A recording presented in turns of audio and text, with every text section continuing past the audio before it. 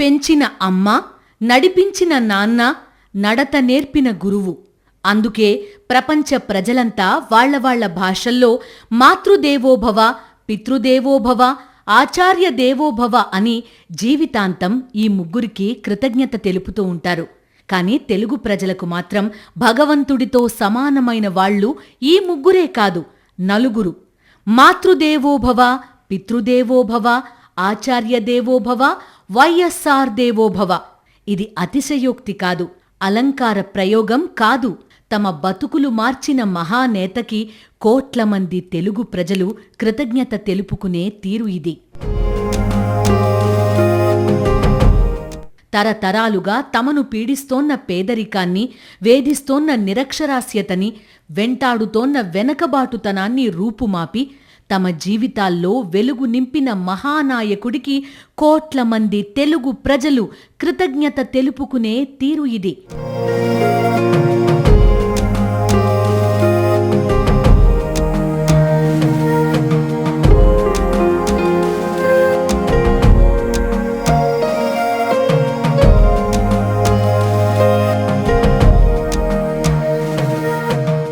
జబ్బు చేస్తే ఆస్తులమ్ముకోవలసిన తెలుగు ప్రజల దుస్థితికి మందు వైఎస్ఆర్. వైద్యో నారాయణో హరి. వైద్యుడు సాక్షాత్తు నారాయణుడితో సమానమని దానర్థం. ప్రాణాలు పోసే వైద్యుడే కాదు, కోట్ల మంది ఆరోగ్యాలకు అభయం ఇచ్చిన నాయకుడు ఆ ప్రజల దృష్టిలో భగవంతుడే.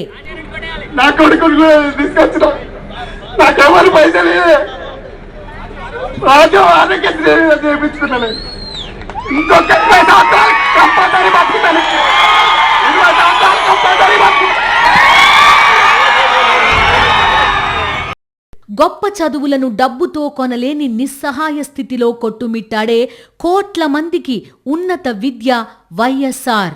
వర్షపు చుక్క కోసం నోళ్లు తెరిచి బీళ్లు వారిన కోట్ల ఎకరాలకు ఏటా 3 పంటల వరం వైఎస్ఆర్.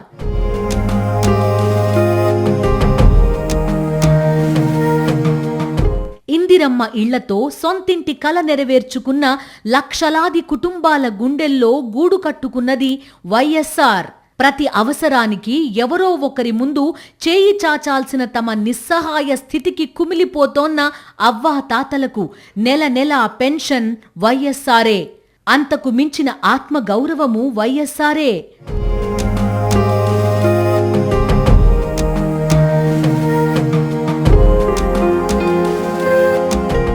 ఈ పూట ఆకలి తీర్చిన చేతికి రుణపడి ఉండేది ఆ ఆకలి మంట ఆరే క్షణం వరకే. ఈ పొద్దు సాయం చేసిన వాళ్లని గుర్తుపెట్టుకునేది ఆ కష్టం తాలూకు బాధ తగ్గే వరకే. సహజంగా మనిషి నైజమే అంతా. కాని ఇది తప్పని నిరూపించిన మహనీయుడు వైఎస్ రాజశేఖర్ రెడ్డి. ఆ చిరునవ్వు మనల్ని వీడి 17 ఏళ్లు గడిచిపోయాయి. ఉమ్మడి ఆంధ్రప్రదేశ్ 2 తెలుగు రాష్ట్రాలుగా మారింది. వైఎస్ఆర్ మనల్ని వీడిన తర్వాత జెన్జీ జనరేషన్ ఆగిపోయి కొత్త జనరేషన్ జెన్ ఆల్ఫా రావడమే కాదు, ఆ జెన్ ఆల్ఫా టీనేజ్లోకి కూడా వచ్చేసింది. సోషల్ మీడియాలో ఇన్ఫ్లుయెన్సర్లు, ఓటీటీల్లో కొరియన్ వెబ్ సిరీస్లు మెడలను 10 నిమిషాలు నిటారుగా నిలపడం మర్చిపోయేలా చేస్తోన్న 5G మొబైల్స్. పాలసీలు మారిపోయాయి, పాలకులు మారిపోయారు. ప్రజల జీవన విధానంలో విస్ఫోటనం లాంటి మార్పులొచ్చినా ఇప్పటికీ రాజకీయాల్లో కానీ పాలనలో కానీ విలువలు, విశ్వసనీయత ఉన్న నాయకుడెవరంటే ప్రజలకు మొదట గుర్తుకొచ్చేది వైఎస్ రాజశేఖర్ రెడ్డే. అసలు మర్చిపోతే కదా గుర్తుకొచ్చేది.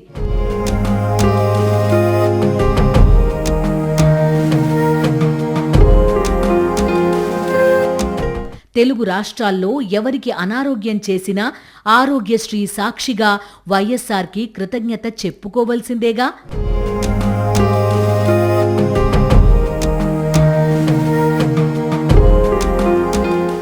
తెలుగు రాష్ట్రాల్లో ఉన్నత విద్యకి పేదరికం అడ్డురాదని ఫీజు రియంబర్స్మెంట్ సాక్షిగా ఏటా లక్షల కుటుంబాలు వైఎస్ఆర్ని స్మరించుకోవలసిందేగా. పొలంలో రైతైనా, డల్లాస్ని డల్లాస్పురంగా మార్చేసిన సాఫ్ట్వేర్ ఇంజనీర్స్ అయినా, మెట్రోపాలిటన్ సిటీ నుంచి కాస్మోపాలిటన్ సిటీగా అవతరిస్తున్న నగర వైభవాన్ని చూసి గర్వపడుతోన్న హైదరాబాదీ అయినా వైఎస్ రాజశేఖర్ రెడ్డి సంస్కరణలను, పాలనను, పథకాలను గుర్తు చేసుకోవలసిందేగా.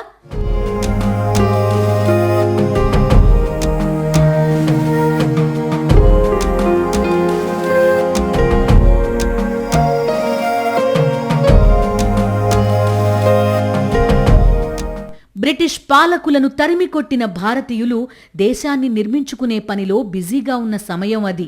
1949 జూలై 8వ తేదీ వైఎస్ఆర్ జిల్లా జమ్మలమడుగులోని సిఎస్ఐ క్యాంప్బెల్ మిషనరీ ఆస్పత్రిలో జన్మించారు ఎడుగూరి సందింటి రాజశేఖర్ రెడ్డి.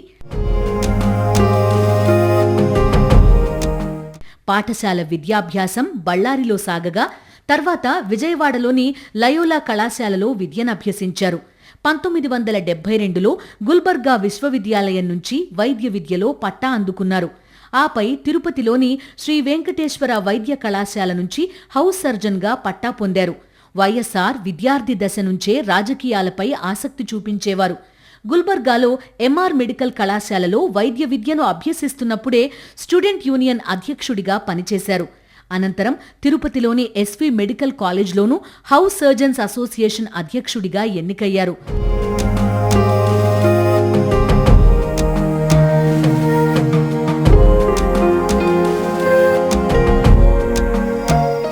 వైద్య విద్య పూర్తి చేశాక కొంతకాలం సిఎస్ఐ క్యాంప్బెల్ ఆస్పత్రిలో ఉద్యోగం చేశారు. 1973లో పులివెందులలో నాన్న రాజారెడ్డి పేరు మీద ఆస్పత్రి నెలకొల్పి నిరుపేదలకు మెరుగైన వైద్యాన్ని అందించారు వైఎస్ రాజశేఖర్ రెడ్డి. కేవలం రూపాయి మాత్రమే తీసుకుని వైద్యం అందించడంతో అనతి కాలంలోనే రూపాయి డాక్టర్గా పాపులర్ అయ్యారు. ఆ రూపాయి లేనివారికి కూడా వైద్యం లభించేదక్కడ. 1978 ఎన్నికల సమయమది. కాంగ్రెస్లో చీలిక ఇందిరా కాంగ్రెస్ ఆవిర్భావానికి దారితీసింది. పులివెందులలో మంచి అభ్యర్థి కోసం అన్వేషిస్తున్న రెడ్డి కాంగ్రెస్ వైఎస్ఆర్ని పోటీ చేయాలని కోరింది. రెడ్డి కాంగ్రెస్ తరపున పోటీకి ఒప్పుకున్నారు వైఎస్ఆర్. ఆ వెంటనే ఇందిరా కాంగ్రెస్ నుంచి కూడా టికెట్ ఇస్తామని ఆఫర్. రెడ్డి కాంగ్రెస్కి ఫ్యూచర్ ఉండదని తెలిసినా భవిష్యత్ అంతా ఇందిరా కాంగ్రెస్ దేనని స్పష్టత ఉన్నా ముందుగా రెడ్డి కాంగ్రెస్కి మాటిచ్చిన వైఎస్ఆర్ దానికే కట్టుబడి ఎన్నికల బరిలో దిగారు. రాష్ట్రం మొత్తం మీద రెడ్డి కాంగ్రెస్ తరపున గెలిచిన ఇద్దరిలో వైఎస్ఆర్ ఒకరు. ఆ తర్వాత రెడ్డి కాంగ్రెస్ ఇందిరా కాంగ్రెస్లో విలీనమైంది. 1983లో ఎన్టీఆర్ సారథ్యంలోని తెలుగుదేశం పార్టీ ప్రభంజనంలో కాంగ్రెస్ పార్టీలోని అతిరథ మహారథులు ఓడిపోయారు. వైఎస్ఆర్ మాత్రం తన సొంత ప్రభంజనంతో ఘన విజయం సాధించారు. వైఎస్ఆర్ నాయకత్వ లక్షణాలు, శక్తి సామర్థ్యాలు గమనించిన రాజీవ్ గాంధీ 34 ఏళ్ల చిన్న వయసులోనే వైఎస్ఆర్ని పీసీసీ అధ్యక్షుణ్ణి చేశారు. 1999 ఎన్నికల్లో వైఎస్ఆర్ నాయకత్వంలో కాంగ్రెస్ పార్టీ అధికారంలోకి వచ్చినట్టే అని అంతా భావించారు. కానీ ఆ ఎన్నికల ముందే కేంద్రంలోని ఎన్డీఏ ప్రభుత్వం కార్గిల్ యుద్ధానికి దిగడం, అంతవరకు బీజేపీని తిడుతూ వచ్చిన టీడీపీ యూటర్న్ తీసుకుని బీజేపీతో ఎన్నికల పొత్తు పెట్టుకోవడంతో కార్గిల్ వార్ సానుకూల పవనాలతో టీడీపీ మరోసారి అధికారంలోకి వచ్చింది. రాజకీయాల్లో విశ్వసనీయత, విలువలకు పెద్దపీట వేయడమే కాదు, ప్రత్యర్థుల పాలిట సింహస్వప్నంగా మారడం కూడా వైఎస్ఆర్కి తెలిసినంతగా మరెవరికీ తెలీదు. అదే సమయంలో ఎన్నడూ హుందాతనాన్ని కోల్పోని ఆయన తీరు నాటి రాజకీయాలకే హుందాతనాన్ని తీసుకొచ్చింది.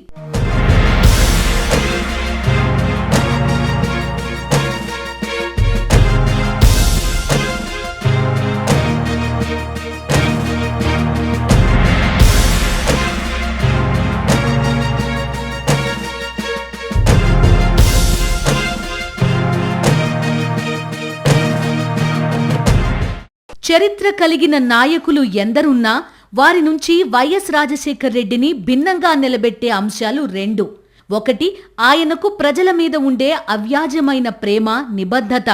రెండు, ఆయన మాటలు, చేతలు, నడవడిక, నాయకత్వంపై ప్రజలకు ఉన్న అనంత విశ్వాసం. ఈ రెండే వైఎస్ రాజశేఖర్ రెడ్డిని చరిత్ర మరవని జననేతగా మలిచాయి.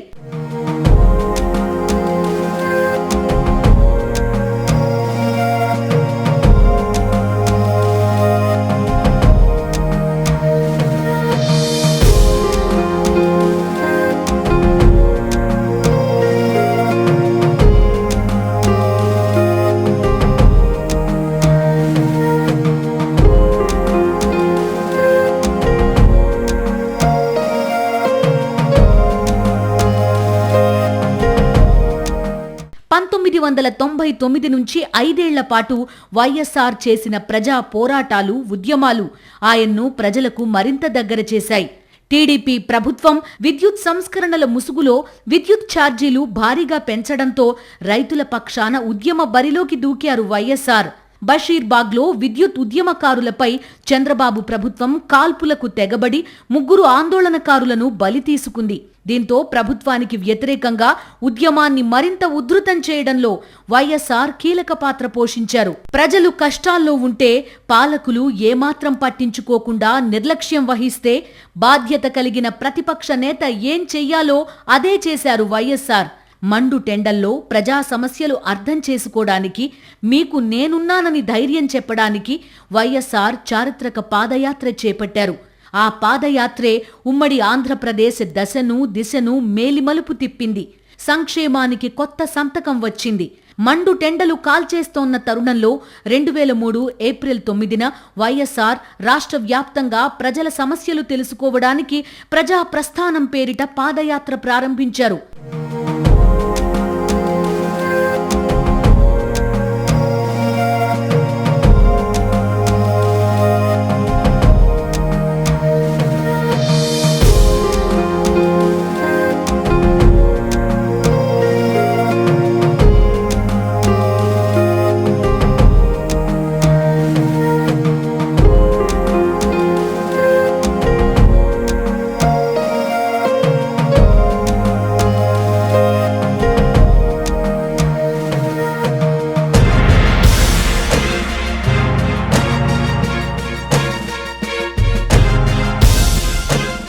నేరుగా ప్రజల్నే కలవడం, విభిన్న సమాజాల వారి ఇబ్బందుల్ని, కష్ట నష్టాల్ని స్వయంగా చూడడం, వారి కష్టాల్లో పాలు పంచుకోవడం, సమస్యలకు పరిష్కార మార్గాలు అన్వేషించడం, జనానికి అండగా ఉంటానని భరోసా కల్పించడం, ఇవే లక్ష్యంగా ప్రజా ప్రస్థానం ప్రారంభించారు. చేవెళ్లలో పెద్ద బహిరంగ సభతో ప్రారంభమైంది ప్రజా ప్రస్థానం. ఎండకి మండుతోన్న రోడ్లు ఆయన చిరునవ్వు ముందు చిన్నబోయాయి. వైఎస్ఆర్ని చూడడానికి, ఆయనతో కలిసి నడవడానికి, పెద్దాయనకి తమ కష్టాలు చెప్పుకోవడానికి గ్రామాలకు గ్రామాలు, పట్టణాలకు పట్టణాలు పాదయాత్రలో కదిలివచ్చాయి. 11 జిల్లాల్లోని 56 నియోజకవర్గాల్లో 690 గ్రామాల్లో 68 రోజుల పాటు 1475 కిలోమీటర్లు సాగిన పాదయాత్ర జూన్ 15న ఇచ్చాపురంలో ముగిసింది. ప్రజా ప్రస్థానం పూర్తయ్యే సమయానికి తాను అధికారంలోకి వస్తే ప్రజల జీవితాల్లో వెలుగులు నింపడానికి ఏమేం చెయ్యాలో ఆ పథకాలకు మనసులోనే రూపకల్పన చేసేసుకున్నారు. అప్పటికే సామాన్య ప్రజలకు కూడా అర్థమైపోయింది, ఇదేదో సాధారణ పాదయాత్ర కాదని. తెలుగు నేలపై రాజకీయ చిత్రాన్నే సమూలంగా మార్చేయబోతోన్న ప్రజా ప్రస్థానమని. కరవు, నిరుద్యోగం, అనారోగ్యం, విద్యుత్ కోతలు, అప్పులు, ఎముకల గూడులా మారిన మనుషులు, ఎడారిని తలపిస్తున్న పొలాలు, విజనరీ ముసుగులో ప్రపంచీకరణ పేరుతో ఉమ్మడి ఆంధ్రప్రదేశ్ని అతలాకుతలం చేసేసింది నాటి టీడీపీ నియంత పాలన.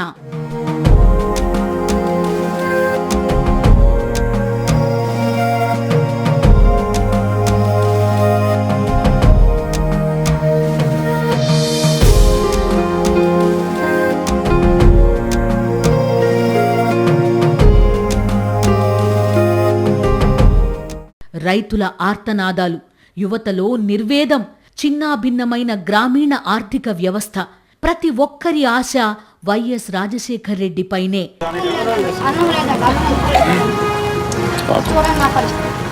చాలా ఇబ్బందిగానే ఉండదు, కానీ కొంచెం పోరాడదాం. 6 దాఖలతోనే పోరాడాలి. ఇంకా 6 నెలలు రేషన్ కార్డు లేవు, పనులు లేవు, కరెంట్ ఛార్జీలు ఏమో దిక్కుమాలిన విధంగా వస్తున్నాయి. ఒక్క బల్బు ఎంత వస్తుంది? 140 రూపాయలు ఒక్క బల్బు వస్తే కొంచెం ఓపిక పట్టండి. ప్రజలంతా ఎదురు చూస్తున్న సమయం రానే వచ్చింది. 9.5 ఏళ్ల పాటు సాగిన టీడీపీ పాలనకి పాతరేసిన రోజు రానే వచ్చింది. 2004 మే 14 లాల్ బహదూర్ స్టేడియంలో వేలాది మంది అభిమానులు ప్రజల సమక్షంలో ముఖ్యమంత్రిగా ప్రమాణ స్వీకారం చేశారు వైఎస్ఆర్. రాజశేఖర్ రెడ్డి అనే నేను ఆంధ్రప్రదేశ్ రాష్ట్ర ముఖ్యమంత్రిగా దైవ సాక్షిగా ప్రమాణం చేస్తున్నాను. ప్రమాణం చేసిన మరుక్షణమే ఎన్నికల్లో తానిచ్చిన ఉచిత విద్యుత్ హామీ ఫైలుపై తొలి సంతకం చేశారు. వ్యవసాయానికి ఉచిత విద్యుత్ను సరఫరా చేస్తూ 1100 కోట్ల రూపాయలు సేద్యపు విద్యుత్ బకాయిలను రద్దు చేస్తూ సంతకం చేశారు. మీ అందరి సమక్షంలో రైతాంగానికి ప్రత్యేకమైన వాగ్దానం. ఈ రాష్ట్రంలో రైతాంగానికి చెయ్యబోయే మొదటి సంతకం, ఈ రాష్ట్రంలో రైతులకు ఉచితంగా కరెంట్ ఇవ్వడం అనే కార్యక్రమం చేస్తున్నామని మనం చేస్తున్నాం. ఆ సంతకం మీ అందరి సమక్షంలో ఇప్పుడే పెడతామని మనం చేస్తున్నా. సవినయంగా ఇప్పుడే మీ సమక్షంలో పెడతామని. లక్షలాది మంది రైతుల కళ్లల్లో కాంతులు నింపిన సంతకం అది. రాష్ట్రమంతా ఆకుపచ్చ బంగారు తివాచీ పరుచుకోవడానికి సన్నద్ధమైన తరుణమది. అప్పు తెచ్చామండి. అదేమో వాళ్ళు రోజు వచ్చి బ్యాంకులో అప్పు కట్టండి అనివ్వరండి. మేము మా భర్త నేనండి మా పిల్లలు అప్పు కట్టలేక చచ్చిపోవాలనుకున్నామండి. చచ్చిపోవాలనుకుంటే అప్పుడేమో మా రుణమాఫీలు అని చెప్పారండి. రాజశేఖర రెడ్డి గారు పేపర్లు వేశారండి. అప్పటి నుంచి తల్లి ఆరుగురమండి చెప్పుకొని బాగానే బతుకుతున్నామండి. పిల్లలు చదివించుకుంటున్నామండి. అలాగే మాకు డాకర్స్లో లోన్ ఇచ్చారండి. ఇప్పుడు పావల వడ్డీ ఇంద్రం పథకమే ఇల్లు ఇచ్చారండి. అలాగే మా ముసలమ్మకి పెన్షన్ ఇస్తున్నారండి. మేము అందరం బాగానే బతుకుతున్నామండి. ఆరోగ్యమే మహాభాగ్యం, ఇది నిజం. కానీ దీనికన్నా నిజం మరొకటి ఉంది. కుటుంబాన్ని రోడ్డున పడేయని వైద్యము మహాభాగ్యమే. జబ్బు చేసిన పాపానికి ఆస్తులు అమ్ముకునే దుస్థితిలోకి నెట్టేయని వైద్యం కూడా మహాభాగ్యమే. కుటుంబంలో ఒకరికి ఏ మాయదారి రోగమో వస్తే చికిత్సకి అయిన ఖర్చుకి ఆ కుటుంబంలో మరో తరం అప్పుల ఊబిలో కూరుకుపోకుండా ఆదుకునే వైద్యం కూడా మహాభాగ్యమే. అలాంటి మహాభాగ్యాన్ని ఆరోగ్యశ్రీ రూపంలో తెలుగు ప్రజలకు అందించారు వైఎస్ రాజశేఖర్ రెడ్డి. ఎక్కడ ఎవరికి ఏ విధమైన ఇబ్బంది వచ్చినా ఆ ఇబ్బందిని, పేదవాడికి వచ్చిన ప్రతి ఇబ్బందిని పరిష్కరించలేకపోతే మనం ప్రభుత్వంలో ఉండటానికి అర్హులం కాదు అనే భావన మాకు ఇప్పుడు కూడా ఉంది అధ్యక్ష. దీనికి ఒక షైనింగ్ ఎగ్జాంపుల్ రాజీవ్ ఆరోగ్యశ్రీ. రాజీవ్ ఆరోగ్యశ్రీకి సంబంధించిన ఇన్సూరెన్స్ పథకాన్ని దాన్ని ఏర్పాటు చేసి పూర్తిగా ఉచితంగా రాష్ట్రంలో 80% మంది పేద ప్రజలకు ఎప్పుడు ఏ విధమైన అవసరం వచ్చినా 2 లక్షల రూపాయల ట్రీట్మెంట్ అవసరమైన 2 లక్షల రూపాయల ట్రీట్మెంట్ అవసరమైన కార్పొరేట్ ఆసుపత్రుల్లో ఉచితంగా వైద్యం చేయించే ప్రక్రియ ఇవాళ అడుగుతున్నా, భారతదేశంలో ఏ ఒక్క ఇతర రాష్ట్రంలోనూ జరుగుతుందా? ఏ ఒక్క ఇతర రాష్ట్రంలో అయినా ఇటువంటి కార్యక్రమం జరుపుతామని చెప్పి జరపగలుగుతామని కనీసం ఆలోచన చేశారా అని అడుగుతున్నాను. 2007కి ముందు ఉమ్మడి ఆంధ్రప్రదేశ్లో పేదవాడికి రోగం ప్రాణాలకు చేటు. ఆ మాటకొస్తే పేదలేంటి, మధ్యతరగతి, ఎగువ మధ్యతరగతి కుటుంబాలు కూడా అంతర్జాతీయ ప్రమాణాలతో కూడిన వైద్యాన్ని పొందాలంటే అప్పులైనా చెయ్యాలి, ఆస్తులన్నా అమ్ముకోవాలి. మానవ సమాజంలో డబ్బు పుట్టిన నాటి నుంచి ఉన్న ఈ దౌర్భాగ్యానికి ఆరోగ్యశ్రీతో సమాధి కట్టారు వైఎస్ రాజశేఖర్ రెడ్డి. 2007 ఏప్రిల్ 1వ తేదీన వైఎస్ఆర్ ప్రభుత్వం తీసుకొచ్చిన ఆరోగ్యశ్రీ పథకం లక్షల కుటుంబాల్లో వెలుగులు నింపుతోంది. ఈ 20 ఏళ్లలో కోట్ల మంది ప్రజలు ఆరోగ్యశ్రీ ఆసరాతో కార్పొరేట్ వైద్యాన్ని ఉచితంగా పొందుతున్నారు. ఏ తల్లి ఒక కొడుకుని అడిగిన కోరిక మా అమ్మ నన్ను అడిగింది, ఎక్కడైనా అప్పు ఒక 3 లక్షల అప్పు తెచ్చి నాకు ఆపరేషన్ చేపియు, నాకు ఇంకొక 5-6 ఏళ్ళు బతకాలని ఉంది, మీరు చిన్నపిల్లలు అనంది సార్. అయినా 4 నెలల్లో నేను సంపాదించింది 20,000 మాత్రమే. ఆ 20,000లో కూడా మా అమ్మ హాస్పిటల్ ఖర్చులకి, బస్ ఛార్జీలకే సరిపోయినాయి. గుడి కనిపించినా, చర్చి కనిపించినా, మసీద్ కనిపించినా మా అమ్మ దండ పెట్టుకుంటూ ఏడ్చేది. ఏ దేవుడు మా అమ్మ ఏడిపినలేదు. కానీ వైఎస్ఆర్ అనే దేవుడు నేను విన్నాను, నేనున్నాను అని ఆరోగ్యశ్రీ పథకం పెట్టారు. ఎల్బీ నగర్ కామినేని హాస్పిటల్ లాంటి పెద్ద హాస్పిటల్లో మా అమ్మకి ఫ్రీగా ₹1 ఖర్చు లేకుండా మా అమ్మకి ఆపరేషన్ జరిగింది. మా ఇంట్లో ఏ దేవుడి ఫోటోలు ఉండవు. చెప్పులు మా ఇంటి గడప దగ్గర చెప్పులు వదిలి లోపల అడుగు పెడితే వైఎస్ఆర్ ఫోటోలు 3 కనబడతాయి. ఉమ్మడి ఆంధ్రప్రదేశ్ 2 రాష్ట్రాలుగా విడిపోయినా, పాలకులు మారినా ఆరోగ్యశ్రీ పథకం మాత్రం అమలవుతూనే ఉంది. ప్రజా సంక్షేమాన్ని ద్రోహంగా భావించే టీడీపీ కూడా ఆరోగ్యశ్రీని వదిలించుకోవడానికి కుట్రలు పన్నుతూనే ఆ పథకాన్ని కొనసాగించక తప్పని పరిస్థితి నెలకొందంటే జన బాహుళ్యానికి రాజశేఖరుడు ఎంతటి వరం ఇచ్చాడో అర్థం చేసుకోవచ్చు. దేశంలో 18 రాష్ట్ర ప్రభుత్వాలు ఆయా రాష్ట్రాల్లో వేర్వేరు పేర్లతో ఈ పథకాన్ని అమలు చేస్తున్నాయి. ప్రజారోగ్య పరిరక్షణ వ్యవస్థలో అంబులెన్స్కి ఉన్న ప్రాధాన్యత స్వతహాగా డాక్టర్ అయిన వైఎస్ఆర్కి బాగా తెలుసు. అందుకే 108, 104 మెడికల్ యూనిట్ వ్యవస్థలను తీసుకొచ్చారు. ప్రమాదం జరిగినప్పుడు ఫోన్ చేస్తే చాలు 10 నిమిషాల్లో కుయ్ కుయ్ కుయ్ అంటూ అంబులెన్స్ రావడం అన్నది భారతదేశంలో ఎవరు ఊహించనిది.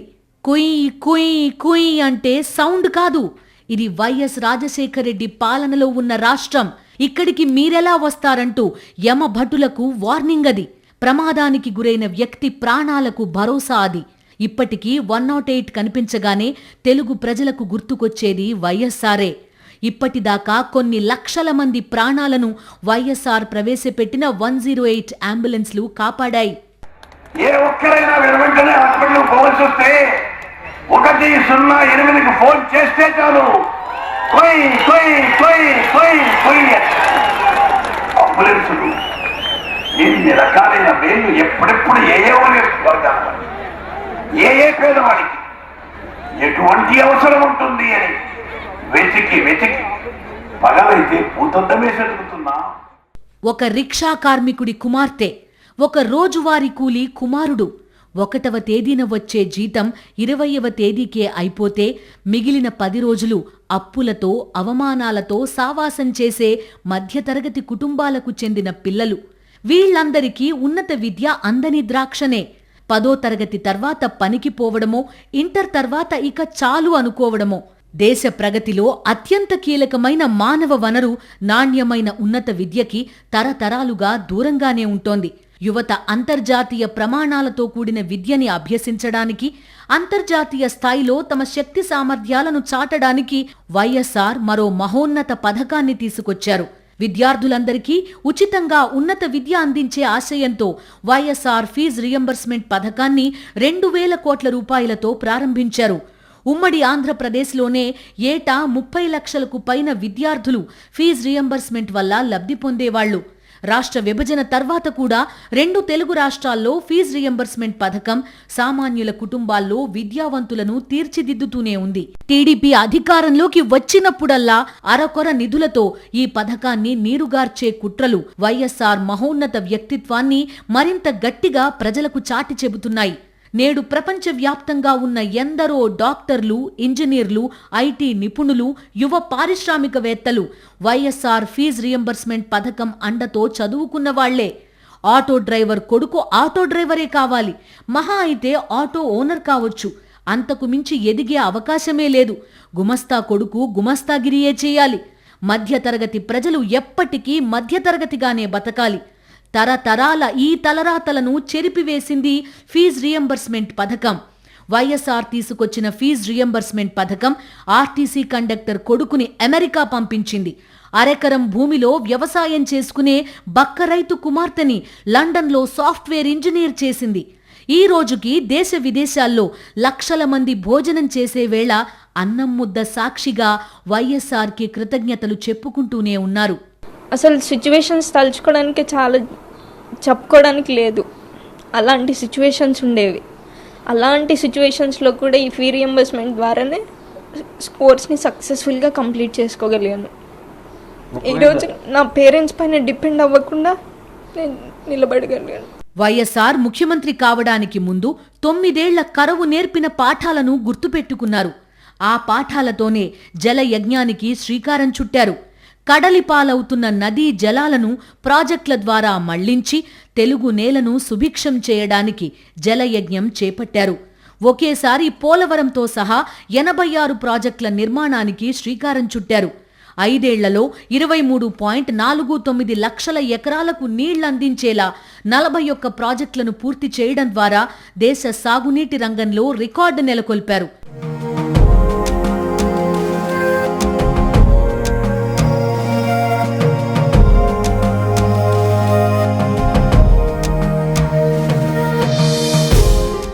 సొంతిల్లు అంటే 4 గోడలు పైకప్పు మాత్రమే కాదు. సొంతిల్లు అంటే ఆత్మగౌరవం. సొంతిల్లు అంటే కుటుంబ భద్రతకి భరోసా. ఇంటి ఓనర్కి కోపం వచ్చినప్పుడల్లా, ఇంటి అద్దె జీతాన్ని వెక్కిరిస్తున్నప్పుడల్లా కేర్ ఆఫ్ అడ్రస్ మార్చుకుంటూ తిరిగే లక్షల కుటుంబాలకు సొంతింటి కల నిజం చేసిన మహానేత వైఎస్ రాజశేఖర్ రెడ్డి. 2004 వరకు కేవలం 500 కోట్ల రూపాయలున్న గృహ నిర్మాణ బడ్జెట్ను 2009 నాటికి ఆయన 5,000 కోట్ల రూపాయలకు తీసుకెళ్లారు. కేవలం 5 ఏళ్లలోనే 47 లక్షల ఇళ్లు నిర్మించి దేశానికే ఆదర్శంగా నిలిచారు.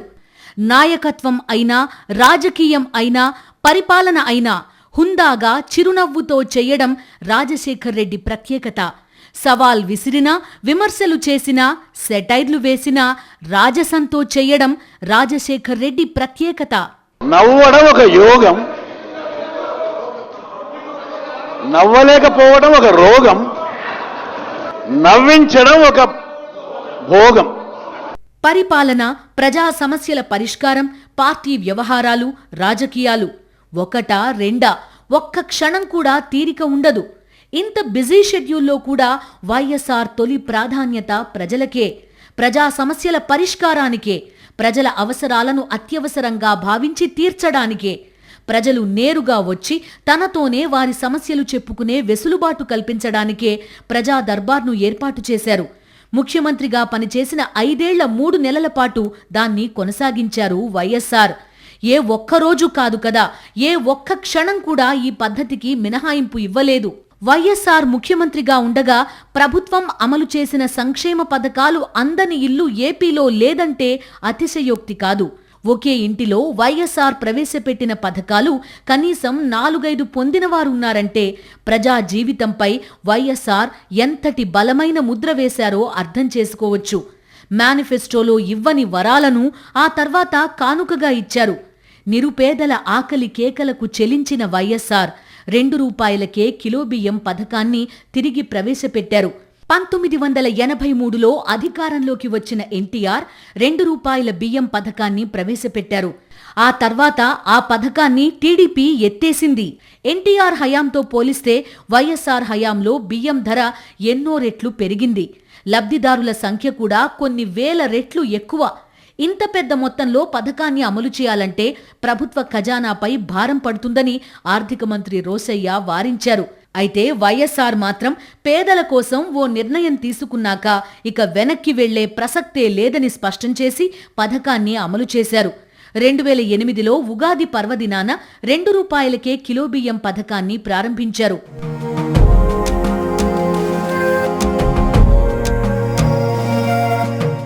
కొన్ని ప్రైవేట్ మైక్రోఫైనాన్స్ సంస్థలు పేదల నుంచి రోజువారీ వడ్డీలు వసూలు చేసే సమయంలో 2004లో ఉమ్మడి ఆంధ్రప్రదేశ్లో వైఎస్ఆర్ ప్రవేశపెట్టిన పావలా వడ్డీ పథకం సంచలనం సృష్టించింది.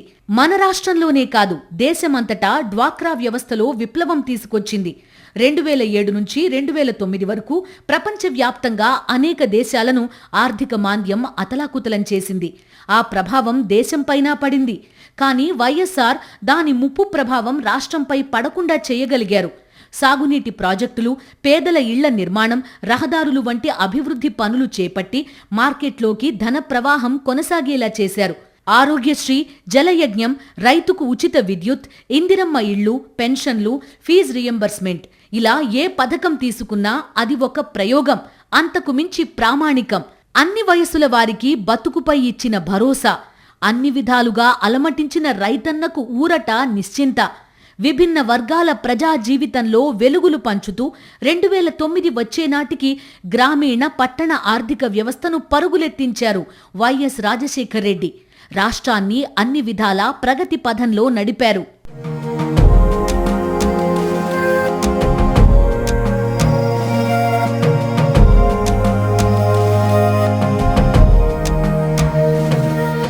అభివృద్ధి, సంక్షేమం ఈ రెండింటికి లంకె కుదర్చడం సాధ్యం కాదన్న అభిప్రాయాన్ని తప్పని నిరూపిస్తూ అభివృద్ధి, సంక్షేమం జోడు గుర్రాల స్వారీ సాగిన స్వర్ణయుగం ఎలా ఉంటుందో తన పాలనలో చూపించారు వైఎస్ రాజశేఖర్ రెడ్డి. 2009 వచ్చేసింది. ప్రజల ముందుకు వెళ్లాలంటేనే మొహం చెల్లని టీడీపీ, వామపక్షాలు టీఆర్ఎస్లను కలుపుకుని మహాకూటమి డ్రామాకి తెరతీశారు. మరోవైపు సినీ నటుడు చిరంజీవి ప్రజారాజ్యం పార్టీ పెట్టి ఎన్నికల బరిలోకి దిగారు. తాను చేసిన అభివృద్ధి, తీసుకొచ్చిన సంక్షేమ పథకాల మీద నమ్మకంతో, ప్రజల మీద విశ్వాసంతో ఒంటరిగానే బరిలోకి దిగిన వైఎస్ఆర్ రెండోసారి పార్టీని గెలిపించారు.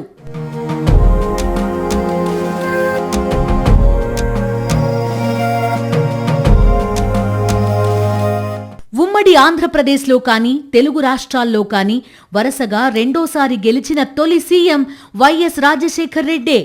రాష్ట్రంలోనే కాదు, కేంద్రంలో యూపీఏ మరోసారి అధికారంలోకి రావడానికి వైఎస్ఆరే కారణం. 2009 సార్వత్రిక సమరంలో ఉమ్మడి ఆంధ్రప్రదేశ్లో వైఎస్ఆర్ నాయకత్వంలో ఒంటరిగా బరిలోకి దిగి 33 లోక్సభ స్థానాలను గెలుచుకుంది కాంగ్రెస్ పార్టీ. ప్రజల్లో మాట చెబితే మాట మీద ఉంటాం, మాట తప్పము మడమ తిప్పము అని ప్రజలు అనుకుంటున్నారు. 2004లోనూ ఏపీలో వైఎస్ఆర్ నాయకత్వంలో 29 ఎంపీ స్థానాలను గెలుచుకుంది కాంగ్రెస్. అలా రాష్ట్రంలోనే కాదు, జాతీయ స్థాయిలోనూ తన సత్తా చాటారు రాజశేఖర్ రెడ్డి. 2009లో యూపీఏ రెండోసారి అధికారంలోకి వచ్చాక యూపీఏ విజయానికి వైఎస్ఆరే కారణమని ప్రధాని మన్మోహన్ సింగే కొనియాడారు. 2009 మే 20న రెండోసారి సీఎంగా వైఎస్ఆర్ ప్రమాణ స్వీకారం చేశారు.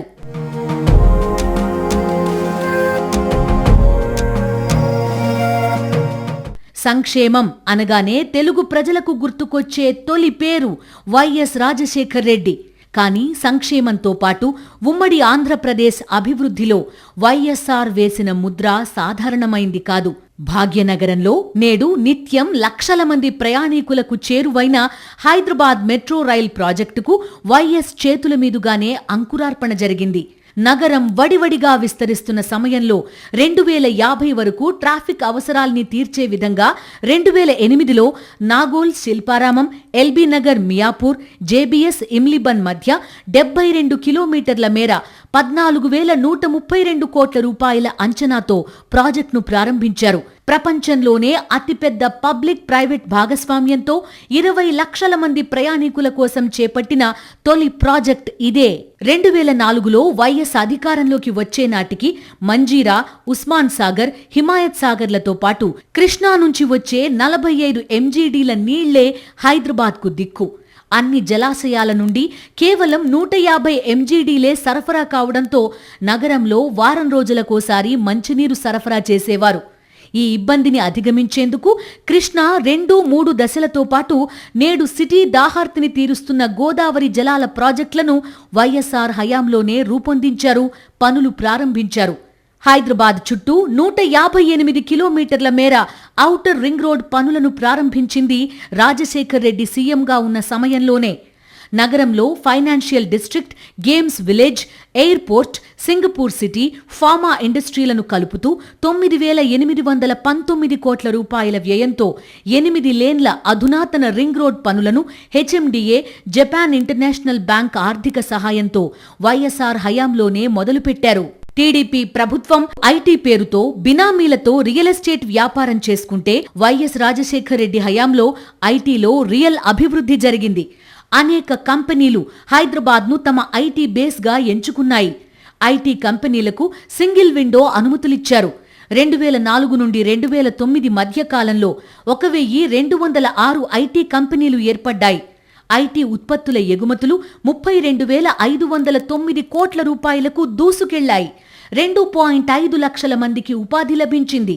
అధ్యక్ష, మేము అధికారంలోకి వచ్చిన తర్వాత ఈ 4 సంవత్సరాల్లో గ్రోత్ అధ్యక్ష 5,025 తెలుగుదేశం పార్టీ అధికారంలో చివరి సంవత్సరంలో 5,025 కోట్లు అయితే, మేము అధికారంలో వచ్చిన మొదటి సంవత్సరంలో 8,270, రెండవ సంవత్సరంలో 12,521 కోట్లు, మూడవ సంవత్సరంలో 18,582 కోట్లు, నాలుగవ సంవత్సరం అంటే 2007-2008 సంవత్సరంకి 26,122 కోట్ల రూపాయలు ఐటీ ఎక్స్పోర్ట్ జరిగిన అధ్యక్ష రాష్ట్రం.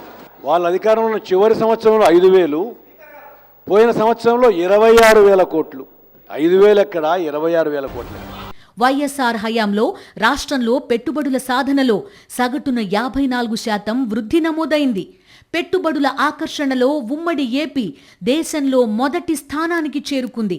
ఐటీ, ఇన్ఫ్రా, ఫార్మా, తయారీ, బయోటెక్నాలజీ, ఎలక్ట్రానిక్స్ ఇలా అన్ని రంగాలకు ప్రాధాన్యతనిచ్చారు. Shamshabad airport, PV expressway, biotechnology park, Gangavaram port, Krishnapatnam port, ప్రత్యేక ఆర్థిక మండళ్లు, ఐఐటి హైదరాబాద్ ఏర్పాటు చేశారు. అప్పట్లో అమెరికా వెళ్లడానికి వీసా కావాలంటే ఉమ్మడి ఆంధ్రప్రదేశ్, కర్ణాటక రాష్ట్రాల వారు కూడా చెన్నైకి వెళ్లాల్సి వచ్చేది. ఈ నేపథ్యంలో వైఎస్ ఎంతో కృషి చేసి హైదరాబాద్కు అమెరికన్ కాన్సులేట్ జనరల్ కార్యాలయాన్ని తీసుకొచ్చారు. పెట్టుబడుల ఆకర్షణలో 2004 నుంచి 2009 వరకు రాష్ట్రం అగ్రగామిగా నిలిచింది. శ్రీ సిటీ సెజ్ సహా రాష్ట్ర వ్యాప్తంగా భారీ ఎత్తున పరిశ్రమలు ఏర్పాటవడంతో ఉపాధి అవకాశాలు పుష్కలంగా వచ్చాయి. సుదీర్ఘమైన తీర ప్రాంతాన్ని వినియోగించుకోవడంలో భాగంగా గంగవరం, కృష్ణపట్నం, కాకినాడ పోర్టులు నిర్మించారు. దాంతో ఎగుమతులు భారీ ఎత్తున పెరిగాయి. శంషాబాద్ అంతర్జాతీయ విమానాశ్రయాన్ని యుద్ధ ప్రాతిపదికన పూర్తి చేసి హైదరాబాద్ను ప్రపంచ చిత్రపటంలో నిలిపారు వైఎస్ఆర్. రెండోసారి అధికారంలోకి రాగానే వైఎస్ఆర్ రిలాక్స్ కాలేదు. ప్రజలకు తనకు మధ్య ముఖ్యమంత్రి అనే పదవి అడ్డుగోడగా ఉండకూడదని భావించారు. నేరుగా ప్రజల మధ్యకి వెళ్లి వాళ్ల సమస్యలను అక్కడికక్కడే పరిష్కరించాలని భావించారు. రచ్చబండ అనే ప్రతిష్టాత్మక ప్రజా కార్యక్రమానికి శ్రీకారం చుట్టారు. రచ్చబండతో మరింత మెరుగైన పాలన అందించాలని వైఎస్ఆర్ భావించారు. రచ్చబండతో తమ సమస్యలు సెకండ్లలో పరిష్కారమైపోతాయని ప్రజలు సంతోషపడ్డారు. కానీ ఆ రచ్చబండే రాజన్నను తమ నుంచి శాశ్వతంగా దూరం చేస్తుందని ఎవరూ అనుకోలేదు. 2009 సెప్టెంబర్ 2 తెలుగు ప్రజల గుండె మీద బండపడ్డ దినం. ఆకాశం నిండా మేఘాలు పట్టాయి. రాజన్న ప్రజాబాట పట్టారు. ఉదయం 8:38 బేగంపేట్ ఎయిర్పోర్ట్ నుంచి చిత్తూరుకు బయలుదేరారు.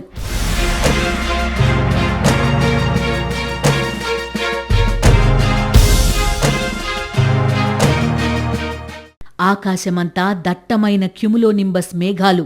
వర్షం మొదలైంది. 35 నిమిషాల ప్రయాణం అనంతరం హైదరాబాద్కు 150 కిలోమీటర్ల దూరంలో హెలికాప్టర్ ప్రయాణిస్తూ ఏటీసీతో సంబంధాలు కోల్పోయింది. పావురాల గుట్టలో కూలిపోయింది.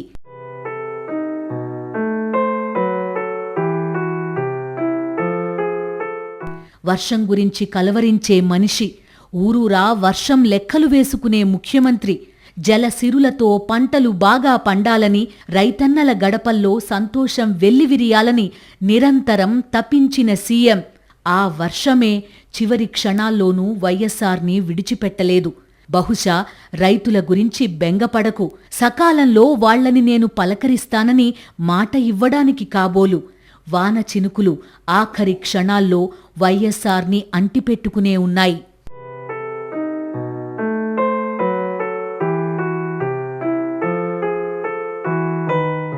వైఎస్ఆర్ ప్రయాణిస్తున్న హెలికాప్టర్ మిస్ అయిందన్న వార్త దావానలంలా దేశమంతా వ్యాపించింది. తెలుగు ప్రజల గుండెలు పగిలిపోయాయి. అంతలోనే ఒకరికి ఒకరు ధైర్యం చెప్పుకున్నారు. రాజశేఖరుడికి ఏం కాదని. కొన్ని లక్షల మంది ప్రజలను చుట్టేసిన యమపాశాలను ఆరోగ్యశ్రీతో ఛేదించిన రాజన్న జోలికి వెళ్లే సాహసం మృత్యువు చేస్తుందా అంటూ తమకు తామే సమాధానం చెప్పుకున్నారు. లక్షల మంది పేద విద్యార్థులకు అక్షర భిక్ష పెట్టి తరతరాలుగా వాళ్ల కుటుంబాలను వేధిస్తోన్న పేదరికమనే రక్కసిని రూపుమాపిన ఆ చిరునవ్వుని చెరిపేసే శక్తి ఏ మృత్యువుకు ఉండదని తమను తామే సమాధానపరుచుకున్నారు.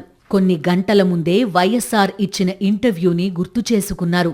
బేసిక్గా ముందు చెప్పకుండా ఈరోజు ఉదయం 5 గంటలకే చెప్పాను నేను ఏ గ్రామానికి వస్తున్నాను అనే విషయం. ముందు చెప్పకుండా ఇవాళ 5 గంటలకు నేను బలానా గ్రామానికి వస్తున్నానని చెప్తే సెక్యూరిటీ అరేంజ్మెంట్స్ కోసం అన్నట్టుగా తప్పకుండా 3-4 గంటలైనా ముందు చెప్పాలి కాబట్టి అంత అడ్వాన్స్ నోటీస్ ఇచ్చాను. ఆయా గ్రామాలకు పోయినప్పుడు ఆయా గ్రామంలో ఉన్న సమస్యలు ఏమిటి అనేది ప్రజలతో నేరుగా ఇంటరాక్షన్ అయ్యి, ఎందుకంటే ముందు ఎక్కడికైనా నేను వస్తున్నానని చెప్తే ముందే దాన్ని అదేదన్నా కొంత తప్పులో ఇప్పులో ఉన్నా కూడా రెక్టిఫై చేసుకోవచ్చు. అట్లా చెప్పడానికి అవకాశం ఇవ్వకుండా మంచి గవర్నమెంట్కి సంబంధించిన అన్ని డెలివరీ మెకానిజం సక్రమంగా పనిచేస్తున్నాయా లేదా, ఇవాళ ఇప్పుడు వచ్చిన కరువు దీనికి సంబంధించిన సమస్యలు ఏమైనా ఉన్నాయా లేదా, రాష్ట్రంలో ఉన్న 20,000 గ్రామాలకు నేను పోలేను కదా, కానీ ప్రతి నెలకు ఒక 2 రోజులు కానీ 3 రోజులు కానీ ఈ విధంగా కనీసం ఒక 3-4 గ్రామాలకైనా పోగలిగితే ఒక్కొక్క రోజులో జనరల్గా సమస్యలు ఎలా ఉన్నాయో ఆ ప్రాంతాల్లో అనేది అర్థమవుతుంది. ముందే నేను వస్తున్నానని చెప్తే అన్ని డెలివరీ మెకానిజమ్స్ సక్రమంగా పనిచేస్తున్నాయో లేదో తెలుసుకోవడం కుదరదు. అందుకే సడన్ విజిట్గా రచ్చబండ ఉంటుందన్నారు వైఎస్ఆర్. హెలికాప్టర్ మిస్ అయిన ఘటనలోనూ అందరి భయాందోళనలను తన చిరునవ్వుతో తుడిచేస్తూ సడన్గా ఏ గుట్టల నుంచో వైఎస్ఆర్ నడుచుకుంటూ బయటకొస్తారని తెలుగు ప్రజలు భావించారు. 2009 సెప్టెంబర్ 3 ఆ పాడు దేవుడు కోట్లాది మంది ప్రార్థనలు పట్టించుకోకుండా ప్రజల దేవుడిని తీసుకెళ్లిపోయాడన్న వార్త దేశం మొత్తాన్ని కన్నీళ్లలో ముంచేసింది. రాజకీయం అంటే ఎన్నికల వేళ అరచేతిలో వైకుంఠం చూపించే నాయకుల కపట విన్యాసమే అని తెలిసిన ప్రజలకు రాజకీయం అంటే ప్రజా ప్రయోజనాల కోసం చేసే పోరాటమని నిరూపించిన రాజశేఖరుడు ఇక లేడన్న నిజాన్ని జీర్ణించుకోలేక వందల గుండెలు ఆగిపోయాయి.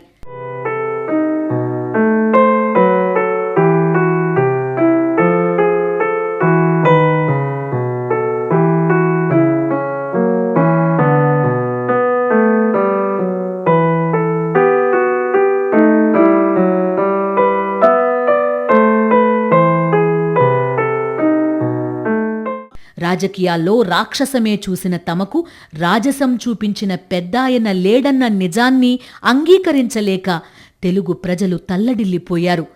మాట తప్పని నైజం, మడమ తిప్పని తేజం తమను వీడి వెళ్లిపోయాయన్న చేదు నిజాన్ని భరించలేక తెలుగు లోకం అల్లకల్లోలమైపోయింది. పాలకుడు అంటే ప్రజలకు జవాబుదారి అని నిరూపించిన మహనీయుడు ఇక కనిపించడన్న సత్యాన్ని స్వీకరించలేక తెలుగు జాతి అతలాకుతలమైపోయింది. తెలుగునాట మరపునకు రాని పాలన కాస్త చరిత్రగా మారిపోయింది. పరుగులు పెడుతోన్న ప్రజాస్వామ్య పాలన కాస్త వైఎస్ఆర్ శకంగా మారిపోయింది, ముగిసిపోయింది.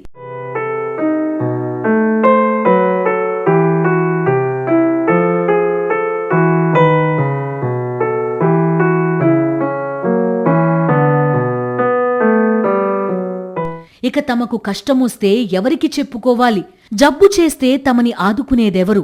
తమ పిల్లల చదువుల గురించి, బాగోగుల గురించి, భవిష్యత్తు గురించి తాపత్రయపడేది ఎవరు? సంక్షేమాన్ని, అభివృద్ధిని జోడు గుర్రాల స్వారీ తరహాలో పాలన చేసే మహానాయకుడు ఎవరున్నారు? చిరునవ్వుతోనే కొండంత ధైర్యాన్ని అందించే పాలకుడెవరు? ప్రశ్నలు, గుండెలు పిండేసే ప్రశ్నలు. కోట్లాది మంది తెలుగు ప్రజలను శోకసంద్రంలో ముంచేసిన ప్రశ్నలవి.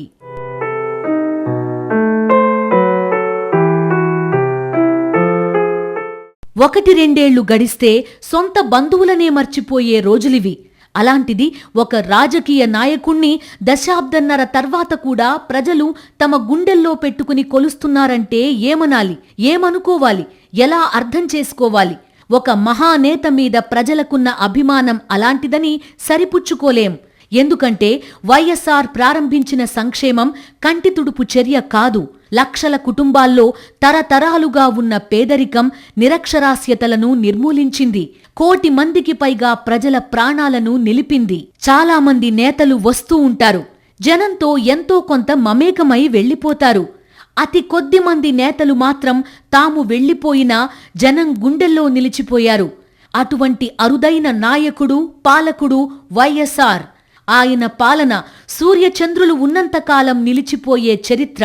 ఆయన సంక్షేమ అభివృద్ధి పథకాలు ఎవ్వరూ ఎన్నడూ చెరిపివేయలేని చరిత్ర. ప్రజా సంక్షేమం కోసం అనుక్షణం పరితపించిన నాయకుడు వైఎస్ఆర్. పేదవాడి ముఖంపై చిరునవ్వు వెలిగించడానికి నిరంతరం శ్రమించిన కార్మికుడు వైఎస్ఆర్. జలయజ్ఞంతో రాష్ట్రాన్ని అన్నపూర్ణగా మార్చిన కర్షక భగీరథుడు వైఎస్ఆర్. ఏ దేశ పురోగతి అయినా ఆ దేశ యువశక్తి మీదే ఆధారపడి ఉంటుంది. మరి ఆ యువశక్తి, నైపుణ్యం ఎక్కడ్నుంచి వస్తాయి? ఈ ప్రశ్నకి సమాధానం చెప్పిన ఏకైక పాలకుడు వైఎస్ రాజశేఖర్ రెడ్డి. 2009లో రాజశేఖర్ రెడ్డి గారు హయాంలో ఎంతోమంది పేద విద్యార్థులు ఇంజనీరింగ్ డాక్టర్లు అనే కోరిక చాలా బలంగా ఉండే టైంలో పేదరికం వల్ల చదువుకోలేక చాలా బాధపడేవారు. దానికి రాజశేఖర రెడ్డి గారు ఫీజు రింబర్స్మెంట్ అనే ఒక వరం పేద విద్యార్థులకి తీసుకొచ్చారు. ఆ వరంలో ఒక ఫలంలా నేను డాక్టర్ అవడం జరిగింది. రాజశేఖర రెడ్డి గారు ఎంతో ధైర్యంగా పేద విద్యార్థులకు ఇంజనీరింగ్ డాక్టర్లు అవ్వాలని ఆయన కోరిక నెరవేరింది. ఈమె పేరు సురేఖ, చీమకుర్తి. చిన్నప్పుడు పదే పదే అనారోగ్యం. వైద్య పరీక్షలు చేయిస్తే తెలిసింది గుండెల్లో హోలుందని. అర్జెంటుగా ఆపరేషన్ చేయాలి. తల్లిదండ్రులకు ఆర్థిక స్తోమత లేదు. దేవుడి మీదే భారం వేశారు. ఆ దేవుడు వైఎస్ఆర్ రూపంలో వచ్చి అప్పటికే తెలుగు ప్రజలకు ఆరోగ్యశ్రీ వరమిచ్చేశాడు. 5 ఏళ్ల వయసులో సురేఖకి గుండె ఆపరేషన్ అయింది. తను వైఎస్ఆర్ని ఎప్పుడూ చూడలేదు. దేవుణ్ణి ఎవరు మాత్రం చూశారు చెప్పండి? కాని సురేఖ వైఎస్ఆర్ని మర్చిపోలేదు. పెద్దాయన అడుగుజాడల్లో నడవడానికి సిద్ధమైంది. నాకు 5 ఏళ్ళ వయసు ఉన్నప్పుడు హార్ట్లో చిన్న హోల్ ఉండింది. అప్పుడు ఆరోగ్యశ్రీ పథకం ద్వారా మా నాన్నగారు రాజశేఖర్ రెడ్డి గారిని కలిశారు. అప్పుడు హార్ట్లో హోల్ ఉన్న వాళ్ళందరికీ ఆపరేషన్ చేస్తున్నారని తెలిసి వాళ్ళని కలిస్తే నాకు ఫ్రీగా ఆపరేషన్ చేయించారు. ఈరోజు నేను ఇంత హ్యాపీగా బతికి ఉన్నామంటే రాజశేఖర్ రెడ్డి గారి వల్లనే. ఆయనకి ఎంతో కృతజ్ఞతలు తెలుపుకుంటాను ఎప్పటికైనా. ఇలాగే ఆయన్ని ఇన్స్పిరేషన్ తీసుకొని నేను కూడా డాక్టర్ అయ్యి ఎంతోమంది పేద కుటుంబాలను, పేద విద్యార్థులకు, పసిపిల్లలకు అందరికీ హెల్ప్ చేయాలని నా కోరిక. ఆ చిరునవ్వు లక్షల కుటుంబాల్లో ఇంకా వెలుగులు నింపుతూనే ఉంది. ఆ సంక్షేమ సంతకం కోట్లాది జీవితాలను తీర్చిదిద్దుతూనే ఉంది. నీతిమాలిన రాజకీయాల్లో విశ్వసనీయత, విలువలకు ప్రాణం పోసిన మహానేత వైఎస్ఆర్. అందుకే కాలం ఆయన్ను తనలో కలిపేసుకుంటే కలకాలం గుండెల్లో దాచేసుకుంది తెలుగులోకం. నేను చేనేత వృత్తి మీద ఆధారపడి బతుకుతున్నానండి. అనుకోకుండా నాకు యూరిన్ ట్రబుల్ వచ్చిందండి. ఇది వచ్చింది హాస్పిటల్కి తిరిగినందువల్ల ఎక్కడా ఫలితం లేకపోయిందండి. లేకపోయినందువల్ల ఆరోగ్యశ్రీ కార్డు వచ్చింది. వైజాగ్ కళావతి హాస్పిటల్లో జాయిన్ అయ్యి ఆపరేషన్ చేయించుకున్నానండి. దానివల్ల నేను లబ్ధి పొంది ఇప్పుడు ఆరోగ్యంగా ఇంటి దగ్గర పనిచేసుకుంటున్నానండి రాజశేఖర దయ వల్ల. ఇదిగో ఇలా చూడండి. ఇది నిజామాబాద్ జిల్లా ధర్పల్లి మండలం మద్దుల్ తండా. ఇక్కడ ఆడుకోవడం అంటే వైఎస్కి చాలా ఇష్టం. వైఎస్ ఏంటి, ఆయనకి నిజామాబాద్ జిల్లాలో ఆడుకోవడం ఇష్టమేంటి? ఏం అర్థం కావడం లేదా? కాస్త అర్థమయ్యేలా చెప్తాను. ఈ కనిపిస్తోన్న పొలం నిజామాబాద్ జిల్లా మద్దుల్ తండాలోది. ఈ పొలంలో జగన్తో కలిసి ఆడుకోవడం అంటే వైఎస్కి ఇంకా ఇష్టం. వైఎస్, జగన్ కలిసి ఆడుకోవడమా? అది కూడా ఇప్పుడా? అది నిజామాబాద్ జిల్లాలోనా? అసలేం అర్థం కావడం లేదా? అయితే ఇలా చూడండి.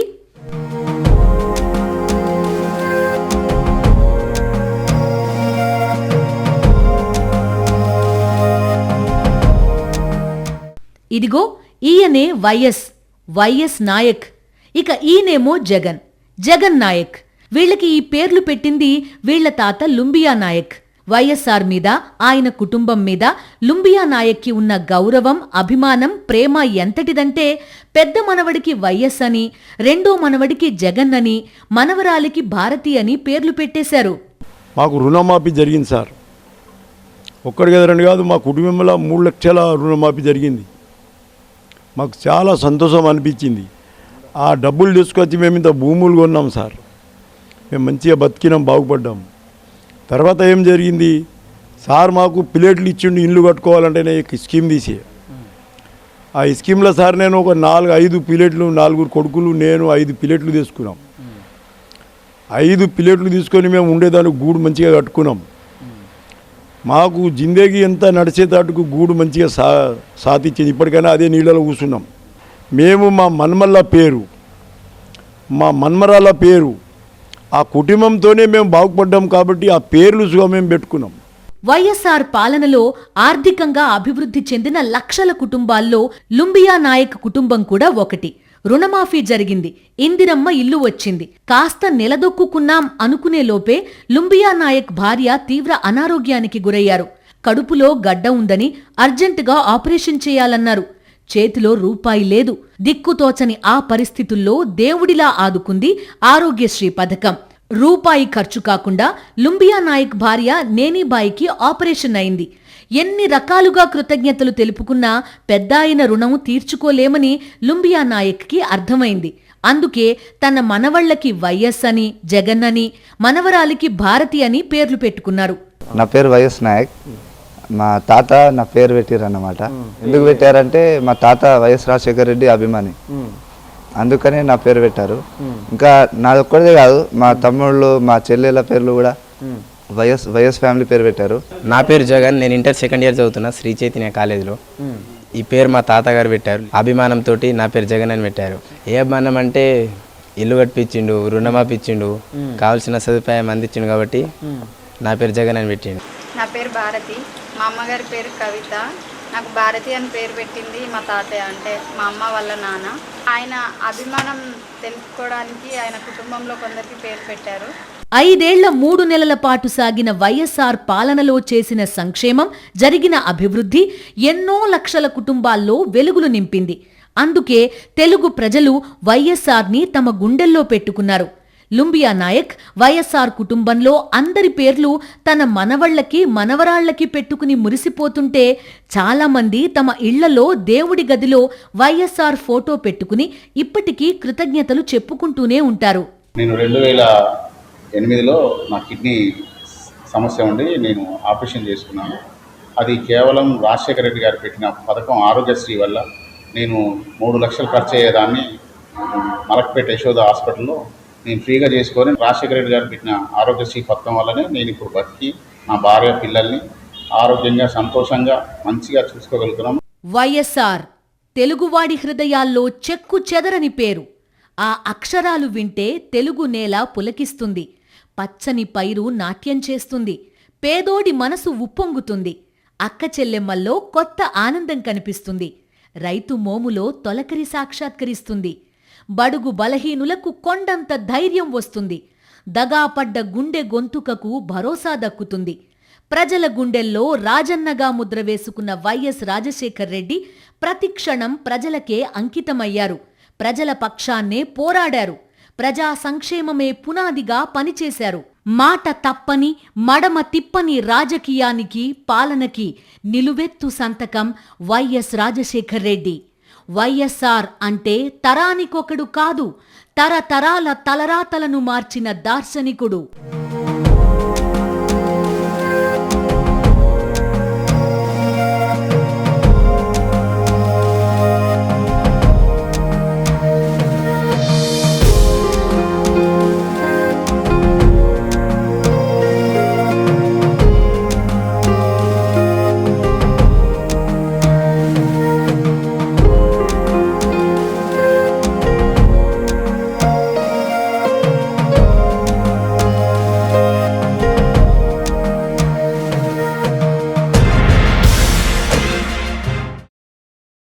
మరిన్ని అప్డేట్స్ కోసం ఛానల్ను సబ్స్క్రైబ్ చేయండి. నోటిఫికేషన్స్ కోసం బెల్ ఐకాన్ పై క్లిక్ చేయండి.